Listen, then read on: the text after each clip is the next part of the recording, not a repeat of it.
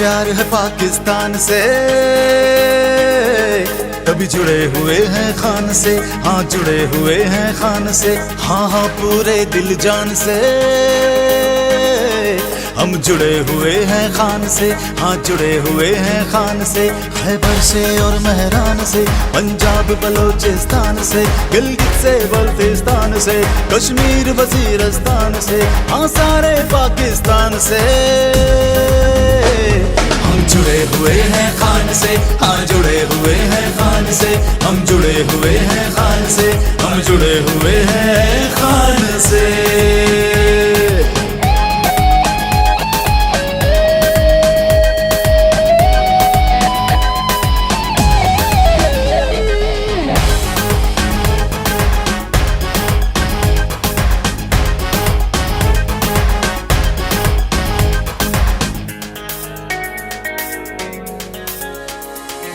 یہ دھرتی ہے خودداروں کی، غیرت کے پہرے داروں کی، یہ دھرتی ہے خودداروں کی، غیرت کے پہرے داروں کی، اے سرکدوں کا سایہ۔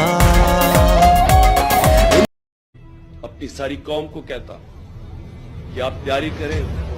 اگر انہوں نے 90 دن سے آگے الیکشن کیے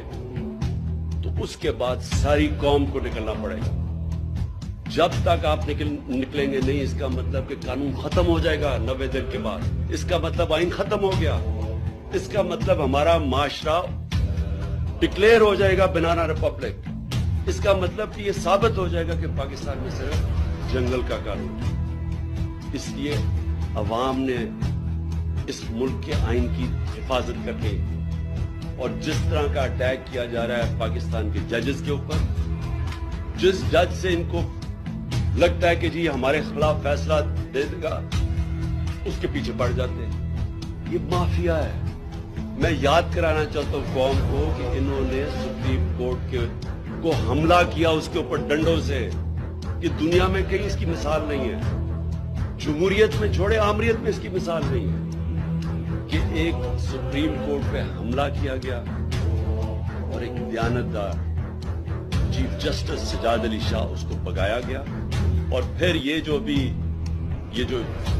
تارڑ یہ جو ہے کوئی لا منسٹر، اس کا نانا یا دادا جو بھی تھا، اس نے پیسہ چلایا، اس نے بریف کیس چلا کے باقی ججز کو خریدا۔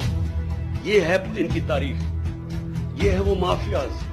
یہ کبھی بھی آزاد